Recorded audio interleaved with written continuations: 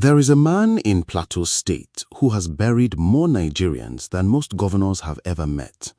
For over a year, his job has been to stand at the edge of mass graves and speak for the dead. This week, for the first time, he stopped talking about burying people and started talking about arming them. On the same week, the Nigerian military announced it had neutralized terrorists in 3 Plateau local governments: Jos South, Barkin Ladi, Bokkos. The loudest Christian voice in that state looked at his own congregation and said, "Stop waiting, defend yourselves." So here is the question nobody in the news cycle is asking directly. If the military says the operation is working, why is the man closest to the ground telling his people the state can't be relied on to save them? Stay with me, because by the end of this, you'll understand why that contradiction, a winning military statement next to a losing faith congregation, might be the most honest snapshot of Nigerian security policy in 2026. Before we go any further, if you are new to this channel, welcome. Naija Inside Desk exists for one reason: to give you the kind of analysis that goes beyond the headlines and the noise. Subscribe now, because this conversation is about to get deeper.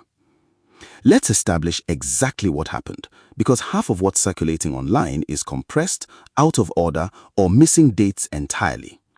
On July 8, 2026, Reverend Ezekiel Dachomo, Regional Chairman of the Church of Christ in Nations for Barkin Ladi local government area, publicly called on Nigerians to prioritize lawful self-defense. He urged individuals and communities to remain vigilant and to take appropriate steps within the bounds of the law to protect their lives and families. In a related statement the same day, he also called for community militia formation following what he described as deadly Plateau attacks. Now, who is Dachomo, and why does his voice carry this much weight? He is not a new figure. Since October 2025, he has built a national and increasingly international profile by filming and narrating mass burials in Plateau State, describing what he calls an ongoing Christian genocide in Nigeria's Middle Belt. His videos have reached political figures as far away as Washington, and he has previously said his life is under direct threat because of that visibility. So, is this new, or is it a pattern with a new face? It's the second. What's new is the specific instruction. In October, he cried out for help. In February, he spoke of war at a burial. In July, for the first time, he gave his congregation something closer to an operational directive: defend yourselves lawfully now. And the timing is not incidental. This statement lands in the same 10-day window the Nigerian military's Operation Enduring Peace announced it had neutralized terrorists and recovered weapons across Jos South, Barkin Ladi, and Bokkos, the exact local governments Dachomo operates in. 2 institutions describing the same ground, telling 2 different stories about whether it's under control. Let's talk about what the law actually says here, because self-defense is a phrase people throw around loosely, and in Nigeria it has real legal boundaries. Section 33 of the 1999 Constitution guarantees the right to life, and Nigerian courts have long read that as including the right to defend that life. The Criminal Code, which governs the South, and the Penal Code, which governs the North and applies in Plateau, both permit the use of force in self-defense, but only under strict conditions. The threat has to be imminent, and the force used has to be proportionate. Not preemptive, not organized, not standing. Imminent and proportionate. That distinction matters enormously, because there is a wide legal gap between a farmer defending his compound in the moment of an attack and a community standing up an armed militia in anticipation of the next one. The first is protected by law. The second edges towards something Nigeria has seen before and has complicated feelings about. This is not the first time Nigerians have organized outside the formal security architecture. In the northeast, the Civilian Joint Task Force emerged during the Boko Haram insurgency when the army couldn't hold territory, and it was eventually absorbed into the state's counter-insurgency structure. It filled a real gap, but researchers who've studied it are candid about the trade-off. Locally organized militias are sometimes more effective and better trusted than federal forces in the short term, but they are not a sustainable substitute for state authority, and in several cases, they've evolved into parallel power structures the state later struggled to rein back in. There's also a more uncomfortable precedent sitting right next to this one. In January last year, a Fulani Vigilante group, the Nomad Volunteer Vigilante Group, was formed to address cattle rustling and rural insecurity from the other side of this conflict. It was immediately condemned by Southern Kaduna community leaders who called an armed Fulani Vigilante presence a very provocative act that would push other ethnic groups to arm themselves in response. That's the mechanism to watch here. Self-defense on one side of a communal fault line tends to produce self-defense on the other side. Nobody designs an arms race. It just accumulates, one lawful, understandable decision at a time. So, has the institution, meaning the Nigerian state security apparatus in Plateau, functioned as designed, or has it been quietly replaced in practice? The honest answer, based on what residents and clergy are actually saying on the ground, is it hasn't collapsed, but it has lost the presumption of adequacy. That's a different and more dangerous threshold than outright failure. Who gains from a prominent cleric telling his congregation the state can't protect them? Follow this carefully, because the incentives cut in more than one direction. Opposition figures gain a live, credible, non-partisan voice, reinforcing an insecurity narrative they've been building all year. You'll remember Peter Obi's claim weeks earlier that Governor Makinde in neighboring Oyo State had gone over 50 days without a call from the presidency during that state's own school abduction crisis. Dachomo isn't a politician and isn't aligned with any party structure, which makes his testimony harder to dismiss as campaign noise and more useful to anyone building a 2027 case that federal security policy isn't working for ordinary Nigerians. Plateau's own state government has something to manage carefully here too. Governor Caleb Watfang has to validate his constituents' fear while not appearing to endorse armed community groups his own state would then be responsible for controlling if they escalate. Silence has a cost, so does endorsement. At the federal level, the presidency's incentive is to point to Operation Enduring Peace's own numbers, the neutralized suspects, the recovered weapons, the arrests, as evidence the trajectory is already improving, which makes a self-defense call from a prominent cleric read from the government's chair as premature at best and undermining at worst. And notice who hasn't said anything publicly about Dachomo's specific July 8 statement. Not the presidency, not the Ministry of Defense. That silence is itself a signal. Engaging directly with a cleric this visible, this connected internationally, carries more downside than staying quiet and letting the military's operational statement speak for itself. Zoom out to 2027. Security in the Middle Belt is shaping up to be one of the defining swing issues of that election. Not because any single incident decides it, but because it's cumulative. Every unresolved abduction, every burial, every self-defense call becomes one more data point in a running public ledger of whether this administration kept people safe. Dachomo isn't trying to build that ledger. He's just filling in the next line of it. Now, if what you just heard challenges what you thought you knew, drop it in the comments. I want to hear your read on this before we get to the part that reframes everything. Push past Plateau for a moment and ask what this means nationally. On federal-state balance, when a governor's constituents start organizing security responses independent of federal channels, it quietly shifts the practical burden of protection back onto the state, even though internal security is a constitutionally federal responsibility. That's a strain every state governor watching this is taking note of. Economically, Plateau is farmland. These are agrarian communities already disrupted by displacement and communal curfews. A shift toward community-organized defense, checkpoints, night patrols, restricted movement has a direct cost in planting and harvest cycles in a state that feeds a meaningful share of Nigeria's Middle Belt food supply. On security specifically, does a call like this embolden or discourage non-state actors?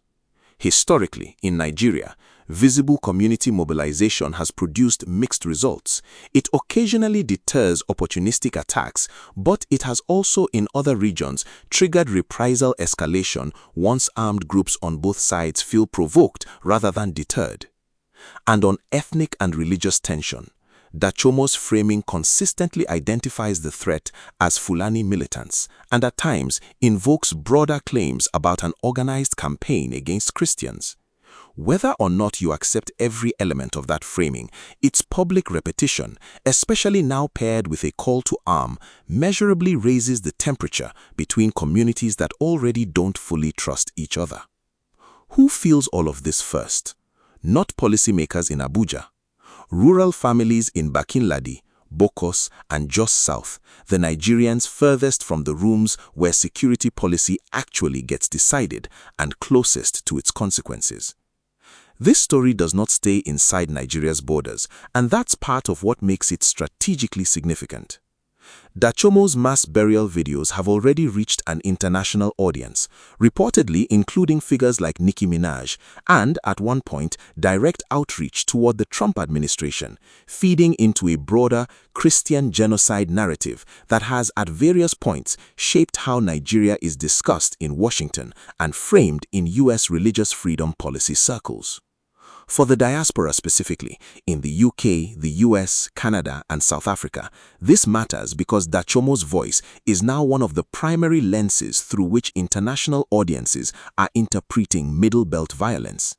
If he escalates from documentation to a defense directive, expect that shift to travel internationally just as fast as his burial videos did, and expected to sharpen already polarized international framing of Nigeria's security crisis, a framing that affects everything from travel advisories to how the Nigerian government is treated in international forums. Let's steelman the other side properly, because this is where a lot of commentary online gets lazy. The strongest argument against amplifying a call like this is not that Plateau's violence isn't real, it demonstrably is. It's that unregulated self-defense mobilization, however understandable, risks eroding the state's monopoly on legitimate force, and that erosion doesn't stay contained to one community defending itself. Security researchers and human rights organizations have documented across multiple Nigerian regions how community-organized security groups, even ones that begin with entirely defensive intent, can evolve into parallel armed structures the state later cannot easily dissolve. A rival Fulani community group, Plateau Fulani Like Minds, has separately accused Dachomo of exaggerating threats against himself to maintain relevance, a claim I'm not asking you to accept at face value, but one that reflects how contested his platform already is on the other side of this divide. Here's the nuance social media keeps losing. There is a real legal difference between an individual or household exercising lawful, proportionate self-defense in the moment of an attack and a community standing up an organized militia in anticipation of one. Dachomo's July 8 language leaned toward the former, legal individual vigilance, not an explicit call to arms or vigilante formation. That distinction is doing a lot of work in how this should be read, and most clips circulating online strip it out entirely. It's also worth being straightforward about Dachomo himself as a source. Independent monitors have previously disputed some of his casualty claims, including figures that didn't align with verified records from organizations like ACLED, and his personal handling of over 7 million naira in direct donations has drawn transparency questions he hasn't fully addressed. None of that erases the underlying pattern of violence in Plateau, which is independently documented. It does mean his specific numbers and framing deserve to be treated as claims requiring attribution, not settled fact.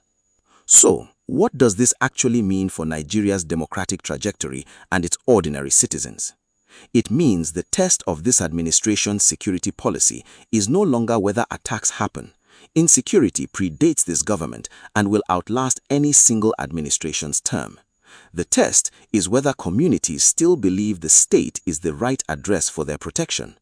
Once that belief erodes, formal politics starts competing with informal armed self-organization for the basic loyalty of citizens.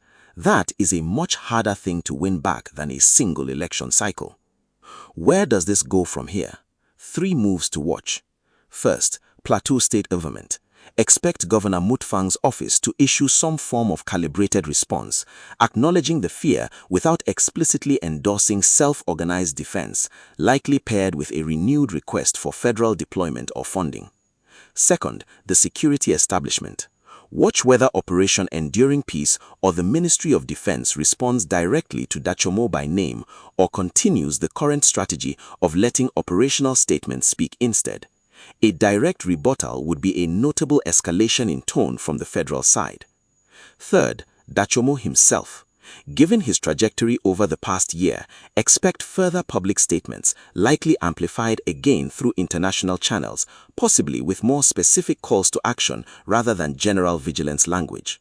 Under what conditions does this de-escalate?